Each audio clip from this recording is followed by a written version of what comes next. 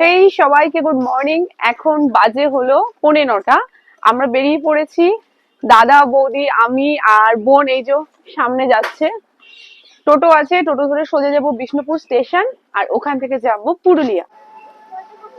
ঠান্ডা লাগছে? ঠান্ডা লাগছে না? এখন লোশন মাখছিস? হায় ভগবান, এখন লোশন মাখছে টোটোয় বসে। কি করবো, কত কাজ করেছি। তোমার কি ঠান্ডা লাগছে? আমার খুব ঠান্ডা লাগছে। আমার আপাতত ঠান্ডা লাগছে না। আমরা ফাইনালি পৌঁছে গেছি। এখন এটা কোথায়? বিষ্ণুপুর স্টেশন, তাই তো? আর সবাই এখানে রয়েছে, ট্রেনের জন্য ওয়েট করছি। আমাদের কি ট্রেনের নাম? রূপসী বাংলা। ওটা ধরে যাব, আর মোটামুটি এখান থেকে 2 ঘন্টার মতো পথ। তো চলো যাওয়া যাক। বিষ্ণুপুর থেকে সকাল 8:30টার ট্রেন ছিল। ট্রেনে উঠেই গরম গরম কফি খেয়ে নিয়েছি। এই মুহূর্তে আমার প্রচন্ড দাঁত আর কানে যন্ত্রণা। আমরা ফাইনালি নেমে গেছি পুরুলিয়া স্টেশনে। এবার এখানে আমাদের গাড়ি বলা আছে, পুরুলিয়া স্টেশন থেকে আমরা যাবো অযোধ্যা। এই বিষ্ণুপুর স্টেশন থেকে 9:30টায় ট্রেন ধরেছি, এখন বাজে 12টা, প্রায় 2.5 ঘন্টা মতো লেগেছে। চলো এবার গাড়ির কাছে যাই। আমাদের অলরেডি গাড়ি বুক করা ছিল, তো এখান থেকে আমরা সোজা যাব অযোধ্যা, কিন্তু মাঝখানে ভাবছি লাঞ্চটা করে নেব। তো এবার ওই দাদা আমাদের সব লাগেজ গুলো ঢোকাচ্ছে। তো চলো এবার আমরা রওনা দিই। আমরা খেতে এসেছি হোটেল হিল ভিউতে, আর সত্যি লোকেশনটা ভীষণ ভালো। ভেতরের জায়গাগুলো আর এদের ডেকোরেশন খুবই সুন্দর, খুবই সুন্দর। খাবারটা অর্ডার করেছি, খাবার আসুক। আমাদের খাবার চলে এসছে। এখানে নান আছে, আলুর দম রয়েছে, ডাল রয়েছে, মাছ রয়েছে, আর পাঁপড়, আর সাথে স্যালাড দিয়েছে। ভাতটা ভীষণ গরম, ধুয়ে উঠছে, আর পুরো ফ্রেশ, মানে খাবারটা ভীষণই ফ্রেশ লাগছে। একটু দেরি না করে চলো এবার খাবারের আগে হামলে পড়ি। পুরুলিয়া স্টেশন থেকে অযোধ্যা পাহাড় প্রায় এখানে 60 কিলোমিটারের রাস্তা। প্রচণ্ড খিদে পেয়ে গিয়েছিল, তাই আমরা ফুল ফ্যামিলি এখানে বসেছি লাঞ্চ করতে। আর খাবারটা সত্যি সত্যি খুব ভালো ছিল। ট্রেনে ওঠার আগে আমি বিষ্ণুপুর থেকে এক কাকার দোকানে বলে ওষুধ নিয়েছিলাম। সত্যি ভগবানকে প্রে করছিলাম ব্যথাটা কমিয়ে দিতে। ব্যথাটা অনেকটা কমে গেছে, যার জন্য আমার গলার ভয়েসটাও শুনতে পাচ্ছিলে যে অনেকটা ভালো ছিল। চলো, সুন্দর রাস্তা পরিবেশ উপভোগ করতে করতে ফাইনালি কিন্তু দেখা মিলল এই যে পাহাড় ঘেরা আমাদের রাজ্য। সত্যি না, পশ্চিমবঙ্গের মধ্যে কত সুন্দর সুন্দর জায়গা আছে, যা হয়তো আমি তো এখনো অন্তত দেখে উঠতে পারিনি। পাহাড়ের কোলে এইরকম সুন্দর রাস্তা দিয়ে যখন গাড়িটা যাচ্ছিল, মানে চোখটা যেন পুরো জুড়িয়ে যাচ্ছিল। কিছুতেই মনে হচ্ছে না যে চোখের পলক ফেলি আর 1 সেকেন্ডও মিস করি। এত সুন্দর লাগছে দুই ধারের রাস্তা, পাহাড় আর পরিবেশ, সত্যি মনোময়। তার মাঝখানে সূর্যের আলোগুলো যখন ঝিলিক দিচ্ছে, উফ, এই শীতকালীন সময়তেও বেশ ভালো লাগছে। আমরা পাহাড়ের বেশ কিছুটা উপরে উঠেছি।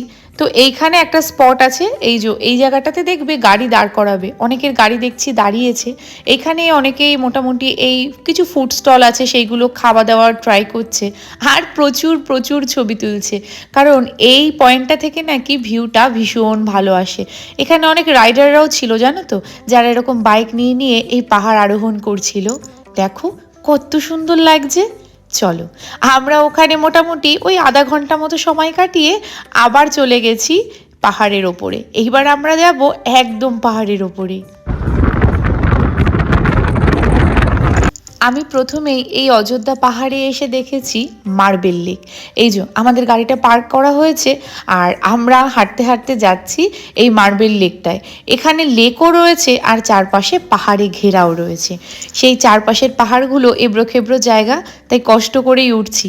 এই যে দাদা আর বৌদি, দেখো দাদার তো সেই স্পিড, বৌদি আবার পিছন ফিরে দেখলো যে আমরা আছি কিনা। তবে এইখানে না একটা দুঃখের কথা বলি, আমার যে স্পিকারটা দেখছো ওই যে ইয়েলো টি শার্টে লাগানো, ওইটা হঠাৎ করে বন্ধ হয়ে গিয়েছে। তাই তোমাদের সঙ্গে যা গল্প শেয়ার করেছি কিচ্ছু আর শুনতে পাবে না। বাড়িতে এসে যখন পরে এই ভিডিওটা এডিট করছিলাম, আমার ভীষণ মন খারাপ হয়েছে জানো তো। চলো তোমাদের জায়গাটা দেখাই। দেখো, একটুখানি উপরে উঠেছি, কত সুন্দর লাগছে। এখন না সূর্য অস্ত যাবে যাবে, মানে বিকেল হয়ে এসছে।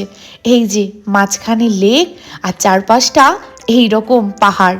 আর এখান থেকে নাকি এই পাহাড়টা কেটে কেটে পাথর নিয়ে যায়, তার জন্য এই জায়গাটার নাম নাকি মার্বেল লেক। সত্যি জলটা না ভীষণ স্বচ্ছ। আর সূর্যি মামাও উঁকি মারছে, বলছে তাড়াতাড়ি ঘুরে নাও তোমরা, আমি এবারে অস্ত যাবো যে। যখন তোমরা ঘুরতে যাও দেখবে এদের মধ্যে কিছু মানুষ আছে যারা একটুও হাঁটতে পছন্দ করে না, আর কিছু মানুষ আছে যারা হাঁটবে, খাওয়া দাওয়া ভুলে শুধুই ঘুরবে। আমি এই দ্বিতীয় শ্রেণী মানুষের মধ্যে পড়ি। যত কষ্ট হোক, ঘুরতে যখন এসেছি ঘুরেই যাব।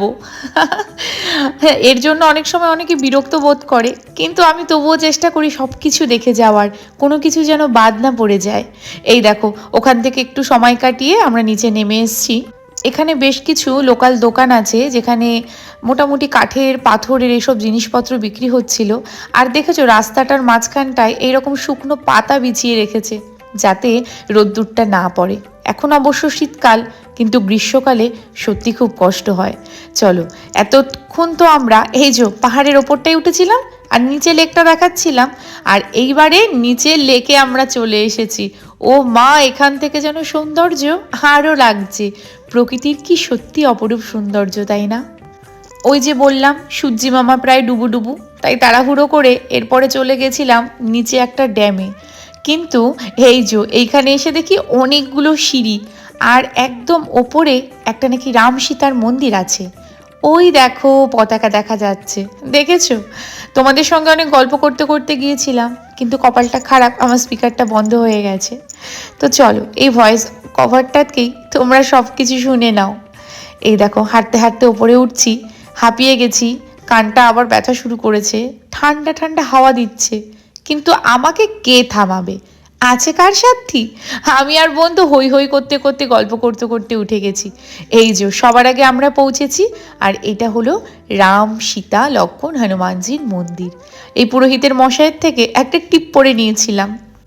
মন্দিরে উঠে ঠাকুর প্রণাম করে একটু চারপাশটা ঘুরছিলাম। দেখতে পাচ্ছ ওই যে দূরে, ওখানে আরও একটা কিন্তু জলপ্রপাত, মানে ঝর্ণা দেখা যাচ্ছে। ওই দেখো, আর এত সুন্দর ওয়েদার, এত সুন্দর দৃশ্য না, মানে চোখটা যেন মনে হচ্ছে জুড়িয়ে যাচ্ছে। হালকা হালকা ঠান্ডাও পড়েছে। তো এই চারপাশটা ঘুরে আমরা তাড়াহুড়ো করে পাহাড় থেকে একদম নিচে নেমে এসেছি। এটা হলো পুরুলিয়ার মুখোশপাড়া। এখানে তুমি চারপাশে যাই দেখবে শুধুই কাগজের ক্রিয়েটিভিটি দেখতে পারবে। এই ভাইয়ের থেকে আমি অনেক কিছু কিনেছি, ব্যবহারও ভালো, আর দামটা অন্যান্য দোকানের তুলনায় অনেকটাই কম। দেখো কত সুন্দর সুন্দর হাতের কাজ।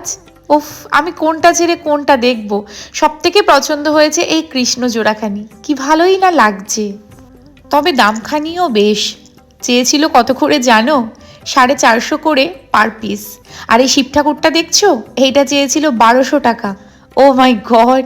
বাট সত্যি তাদের হাতের কাজের কিন্তু তুলনা হয় না, অবশ্যই দামটা নেবে। আর এইটুকুই তো ওদের বলো ইনকাম। আমরা যখন গিয়েছি চারপাশের এই এত মুখোশ দেখে কি আর করব। আর এই দোকানদার তো দেখো রং করেছে এমন ম্যাজিক রং যে লাইটটা বন্ধ করার পরেও কি সুন্দর দেখা যাচ্ছে, জলজল করছে। এখন 7টা বাজে, ফ্রেশ হয়ে নিয়েছি, আমরা হোটেলে ইন করে গেছি।